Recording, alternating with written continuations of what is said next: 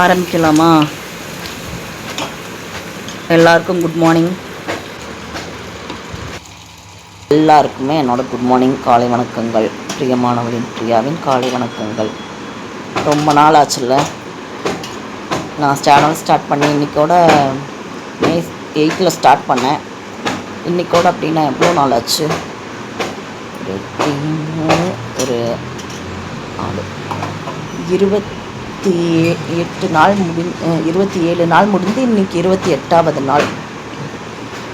நான் வந்து எப்படியும் இப்போது 15 நாளாக குக்கிங் வீடியோலாம் எதுவும் போடலைன்னு நினைக்கிறேன். ஏன்னா கொஞ்சம் உடம்பும் சரியில்லை, வேலையும் அதிகம்.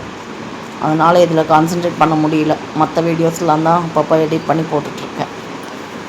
குக் பண்ணுறப்போ வீடியோ எடுக்கிறது கொஞ்சம் சிரமமாக இருக்குது. மொபைல் வச்சுட்டு எடுக்க வேண்டியதாக இருக்குல்ல. அதனால தான் பிட்டாக எடுத்து அதை வந்து ஜாயின் பண்ணியிருக்கேன். யாரும் தப்பாக நினைக்க வேண்டாம். இதான் வந்து என்னால் வந்து கண்டினியூஸாக எடுக்க முடியல. என்கிட்ட ஸ்டாண்ட் கிடையாது. அது மட்டும் இல்லாமல் குக் பண்ணுறப்போ வீடியோ எடுத்துகிட்டே இருந்தால் வீட்டில் பிடிக்காது. எல்லார் வீட்லேயுமே அப்படி தானே. குக் பண்ணுறப்போ அந்த குக்கிங்கில் கவனம் போகாமல் அனதர் சைட் போச்சுன்னா அந்த குக்கிங் நல்லா இருக்காது இல்லையா? அதனால தான் இப்போது நான் மார்னிங் வந்து என்ன செஞ்சனோ அதை தான் வந்து உங்களுக்கு வீடியோவாக எடுத்து கொடுத்துட்ருக்கேன். நான் எங்கள் வீட்டில் வந்துட்டு காலையில் ஐஸ் பிரியாணியும் வத்தலும் காலைக்கு, மதியத்துக்கு அவருக்கு கொண்டு போகிறதுக்காக ஜாப் போகிறாரில்ல அவங்களுக்கு கொடுத்து அனுப்புறதுக்காக சப்பாத்தியும் டொமேட்டோ கிரேவியும் வச்சேன். அந்த டொமேட்டோ கிரேவி செய்கிறத தான் நீங்கள் பார்த்துட்ருக்கீங்க. நான் வீட்டில் எப்படி செய்வேனோ அப்படி தான் செஞ்சிட்ருக்கேன். இதை வந்து நான் இன்க்ரீடியன்ட்ஸு சப்பாத்திக்கு இது என்னென்ன செய்யணும் அதெல்லாம் நான் எதுவும் சொல்லலை. ஏன்னா நிறைய சேனலில் எல்லாமே குக்கிங் விளாகில் எல்லாமே சொல்லிட்டு தான் இருக்காங்க. சரிங்களா? அதனால் நான் ஒன்றும் பெரிய குக் கிடையாது.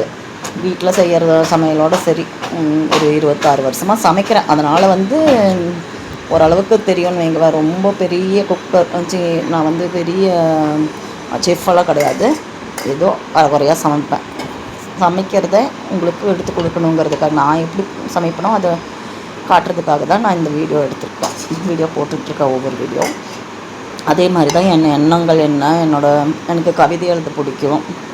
அதே சமயத்தில் கதை சொல்ல பிடிக்கும். கதை சொல்லங்கிறத விட எனக்கு கற்பனை கதையெல்லாம் தெரியாது. கற்பனையாக வந்து நான் கண்டென்ட் க்ரியேட்டர் கிடையாது. நான் வந்து என்னோட எண்ணங்களை இங்கே பிரதிபலிக்கிறதுக்காக தான் இந்த யூடியூப்பை ஸ்டார்ட் பண்ணி வந்திருக்கேன். என்ன சொன்னேன்னா, நான் யூடியூப்குள்ளேலாம் வருவேன்னு நான் நினச்சி கூட பார்த்தது கிடையாது. திடீர்னு ஒரு என்ன சொல்லுவாங்க, ஒரு மணி அடித்ததுன்னு சொல்லுவாங்க இல்லையா பெரியவங்க, அந்த மாதிரி திடீர்னு எனக்குள்ளே ஒரு இது ரொம்ப நாளாக நம்ம சும்மாவே இருப்போமே அப்படிங்கிறது எனக்குள்ளே ஓடிட்டே இருந்த ஒரு விஷயம். தனிமையில் தானே நம்ம நிறைய யோசிப்போம் இல்லையா? நான் வந்து ஒரு ஹோம் மேக்கர் தான். அது வந்து எனக்கு ஹோம் மேக் மட்டும் தான் பண்ணணுமா அப்படிங்கிறது வந்து எனக்கு பல வருஷ கேள்வி. அது என்ன சொல்கிறது, ஒரு 10-15 வருஷமாகவே வந்து நான் வந்து எதையோ மிஸ் பண்ணிகிட்ருக்கேன், ஏதோ சம்திங் ராங், நான் வந்து வேஸ்ட்டாக இருக்கேன் அப்படிங்கிற மாதிரி எனக்குள்ளேயே. என்னை யாரும் வீட்டில் சொல்லலை, அப்படியோ யாரும் வெளியிலையும் சொல்கிறதில்ல.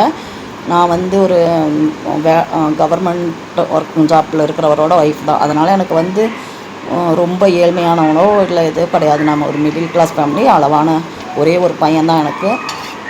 அதனால் வந்து ஒன்றும் எனக்கு ரொம்ப கஷ்டம்லாம் கிடையாது. நான் வந்து பெரிய பேராசை பிடிச்சவளும் கிடையாது. இருக்கிறத வச்சுட்டு சந்தோஷமாக ஹாப்பியாக இருக்கணும்னு தான் நினைப்பேன். அந்த மாதிரி ஆள் தான். அதனால் வந்து அப்படியே போயாச்சு, எல்லாம் கலந்து போயாச்சு. எனக்குள்ளே இருக்கிற விஷயங்களை வந்துட்டு நான் வெளிப்படுத்த முடியாமல் ரொம்ப என்ன சொல்கிறது, ஒரு ரொம்ப வருஷம் வந்துட்டு குழந்தையா இருப்பான். குழந்தை ஒரே பையன்னா அவனை நானே கவனித்து நானே எல்லாம் பார்த்துக்கணுங்கிறதுனால அவனை பார்த்துக்கிறதுல, வீட்டில் சமைக்கிறது, அவரை ஸ்கூலுக்கு அனுப்புறது, அந்த மாதிரி ஒரு விஷயங்கள்லேயே எனக்கு நேரம் போயிடுச்சு. அப்புறம் வீடு பெரிய குடும்பங்கிறதுனால நாத்தனாருங்க, அப்புறம் கொழுந்தனார், அப்புறம் எங்கள் வீட்டுக்காரரோட அத்தை பசங்க எல்லாம் வருவாங்க. அவங்கெல்லாம் குட்டி பசங்க. எனக்கு 19 ஏஜில் மேரேஜ். அப்போ வந்து அவங்கெல்லாம் வந்து 12, 13, 10 அந்த மாதிரி ஏஜில் இருக்கிறவங்களாக தான் இருந்தாங்க. அதனால் அவங்களாவே என்னோட டீனேஜில் தானே மேரேஜ். அதனால் நான் விளையாட்டுத்தனமாகவே காலத்தை போக்கிட்டேன் ஒரு 10 வருஷம். அதுக்கு மேலே கொஞ்சம் ஹெல்த் இஷ்யூஸு அது இதுன்னு நிறையா தனிமை அந்த மாதிரி விஷயங்களெல்லாம் நான் ரொம்ப மன உளைச்சலுக்கு ஆளாயிருந்தேன். அது வந்து காலப்போக்கில் எனக்கு அந்த தனிமை வந்து நம்மளை நிறைய கேள்வி கேட்கும் இல்லையா? என்ன பிரியா பண்ணிகிட்ருக்க நீ? நீ இப்படியே வேஸ்ட்டாக இருக்க. எல்லாரும் ஏதாவது ஒன்று பண்ணிகிட்ருக்காங்க, அவங்க ஃபேமிலிக்காக ஏதாவது ஒன்று பண்ணுறாங்க. நீ சும்மா சமைக்கிறது, துவைக்கிறது, பாத்திரம் கழுவுறது இப்படியே போயிட்டுருக்கு. இது கரெக்டாக? அது கூட பண்ண முடியாமல் இருந்த நாட்களும் நிறைய உண்டு. வருஷக்கணக்காக வந்து என்னால் வந்து சரியாக சமைக்க முடியாது, எதுவும் பண்ண முடியாது. அது எதனாலன்னா நாம் வந்து அந்த என்ன சொல்கிறது, நம்மளை நாமளே ஒரு ஒரு சமயத்தில் தனிமைப்படுத்திக்குவோம். அது சில காரணங்களால் என்ன சொல்கிறது, குடும்ப பிரச்சனையாக இருக்கலாம், என்ன வேணால் இருக்கலாம். அந்த மாதிரி ஒரு விஷயங்களால் நம்ம தனிமைப்படுறப்போ நிறைய கேள்விகள் நமக்குள்ளே வந்துகிட்டே இருக்கும். அந்த கேள்விகளுக்கு வந்து நம்மளால் பதில் சொல்கிறதுக்கு என்ன சொல்கிறது, நம்மளுக்கு முடியும் ஆனால் முடியாது, அந்த மாதிரி இருக்கும். நிறைய டைம் வந்து நான் ட்ரை பண்ணி யாரோட ஹெல்ப்புமே எதிர்பார்த்து நான் எதுலேயும் வரணும்னு நினைக்க மாட்டேன். அந்த மாதிரி நிறையா ட்ரை பண்ணியிருக்கேன். சாரீ சேல் பண்ணலாம் ஆன்லைனில். 2017 இருந்து, எனக்கு 2000 மேரேஜ். அப்புறம் அதான் அந்த 17 இயர்ஸ் அப்படி இப்படி போயிடுச்சு. என்ன சொல்கிறது, பையனுக்கு வந்து ஒரு 16 அவனுக்கு ஸ்கூலில் ஹாஸ்டலில் வச்சோம். அப்போ வந்து எனக்கு ரொம்ப தனிமை, அதுக்கப்புறம் தான் எனக்கு தனிமை ரொம்ப ஆட்கொண்டுடுச்சு. என்ன சொல்கிறது, அது டைமும் சரியில்லாமல் போகும்னு சொல்லுவாங்க இல்லையா? டைமும் சரியில்லாமல் இருக்கிறது, அப்புறம் எனக்கு உடம்பு சரியில்லாமல் போனது. அதனால நான் எங்கேயும் அதிகமாக போகாமல் வராமல் இருந்தேன்.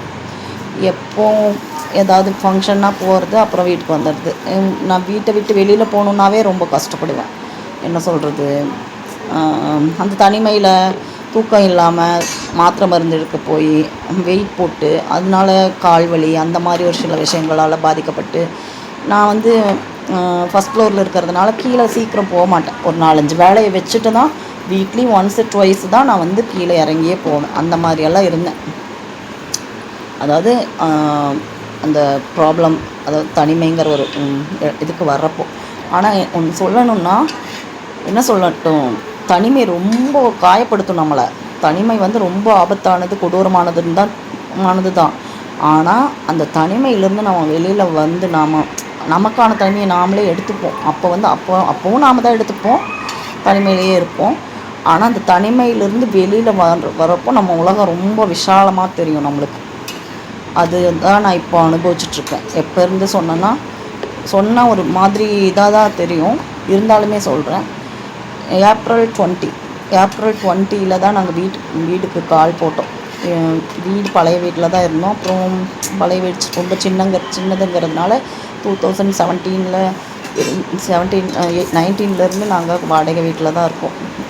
அதனால் வந்துட்டு வீடு கட்டணும் அப்படிங்கிறதுனால போன இயர் தான், பையனும் பெரியவன் ஆகிட்டுருக்கான், அவனுக்கும் 24.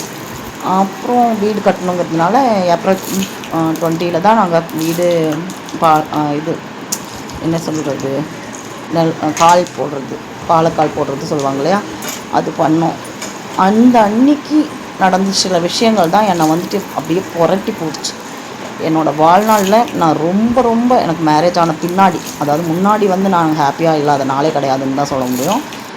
அப்பா வீட்டில் தானே, அப்பா வீடுனா எல்லாருக்குமே வந்து அப்பா அம்மா வீட்டில் ரொம்ப பொண்ணுங்க வந்து ராணி தானே, அந்த மாதிரி. அதே மாதிரி என் ஹஸ்பண்ட் வீட்லேயும் ஒன்றும் பெருசாலாம் இது இல்லை, மிடில் கிளாஸ் ஃபேமிலி தான் அப்பா வீடு மாதிரி. இங்கேயும் மிடில் கிளாஸ் ஃபேமிலி தான். எந்த சாப்பாட்டுக்கு இதுக்கெல்லாம்